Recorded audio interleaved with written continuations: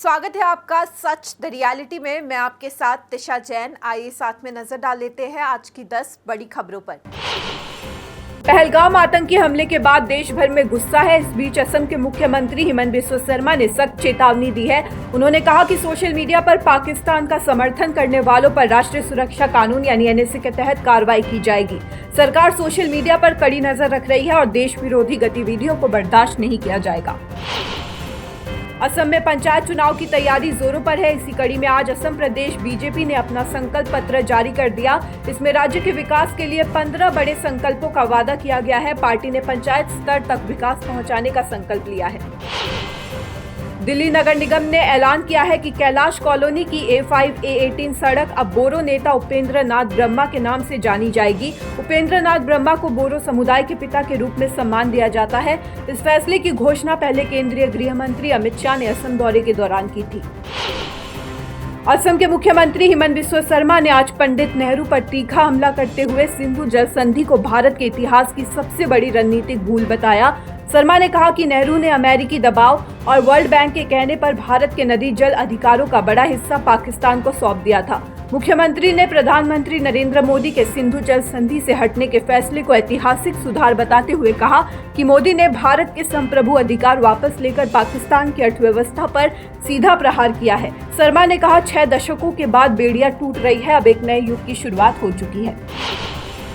Guwahati university के 32वें convocation समारोह में मुख्यमंत्री हेमंत बिस्वा शर्मा ने कहा कि असम तेजी से समृद्धि की ओर बढ़ रहा है। उन्होंने शिक्षा, संस्कृति, विज्ञान और कला को देश की प्रगति का आधार बताया। इस मौके पर उन्होंने यूनिवर्सिटी के विकास के लिए 250 करोड़ रुपए के अनुदान की घोषणा भी की। 22 अप्रैल को जम्मू कश्मीर के पहलगाम में हुए आतंकवादी हमले के बाद सुरक्षा बलों ने पुलवामा, शोपियान और कुलगाम में आतंकियों के घरों को ध्वस्त करना शुरू कर दिया। शोपियान के चोटीपोरा में लश्कर का टॉप कमांडर शाहिद अहमद कुट्टे का घर विस्फोट से उड़ा दिया गया। शुक्रवार और शनिवार को सुरक्षा बलों ने 6 आतंकियों के घरों को बम से उड़ा दिया या बुलडोजर से मिट्टी में मिला दिया। इस बीच कुलगाम के केमो और ठोकरपोरा इलाकों से 2 आतंकियों के सहयोगियों को गिरफ्तार किया गया जो पहलगाम हमले में शामिल थे। 25-26 अप्रैल की रात पाकिस्तान ने LOC पर बिना किसी उकसावे के कई इलाकों में फायरिंग की, जो 2021 के बाद सबसे गंभीर सीज फायर उल्लंघन था। लेकिन भारतीय सेना ने संयम से सटीक जवाब दिया और पाकिस्तान को उसकी औकात दिखा दी। पाकिस्तान की प्रधानमंत्री शहबाज शरीफ ने शनिवार को कहा कि पाकिस्तान कश्मीर के पहलगाम में 26 लोगों की हत्या की किसी भी निष्पक्ष और पारदर्शी जांच में शामिल होने के लिए तैयार है।